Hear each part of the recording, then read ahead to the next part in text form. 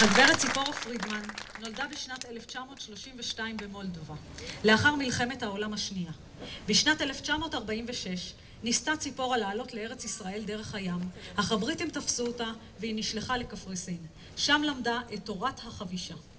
לאחר כשנה הגיעה לארץ ישראל בספינת דייגים ונשלחה לבית חולים אחד, שם המשיכה ללמוד את מקצוע הסיעוד.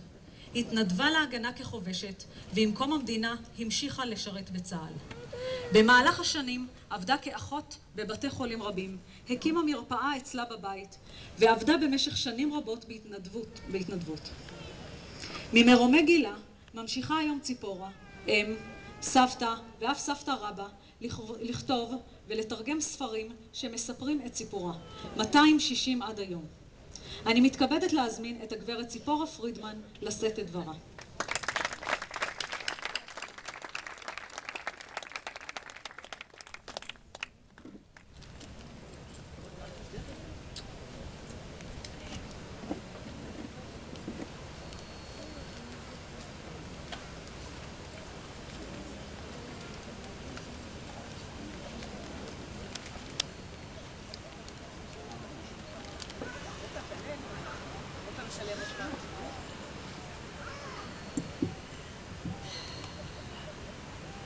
אם הגעתי לשנים שכאלה ואני מקבלת את הכבוד, אולי שמגיע לי ומגיע גם ליתר חבריי, שהגענו לארץ לבנות אותה ושתהיה לנו ארץ יפה ושלא יהיה מי שיגרש אותנו ויעשו לנו את כל מה שעשו הנאצים וכל אלה שהשתתפו בהם.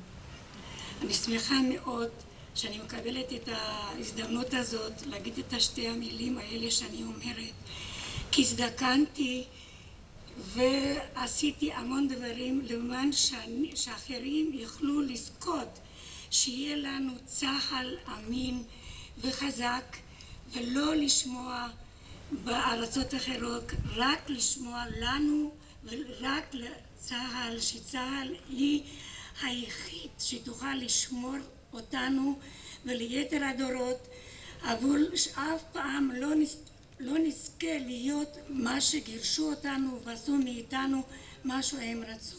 אני מודה לכם ותהיו חזקים ונהיה כולנו חזקים. תודה רבה, שנה טובה וכל טוב.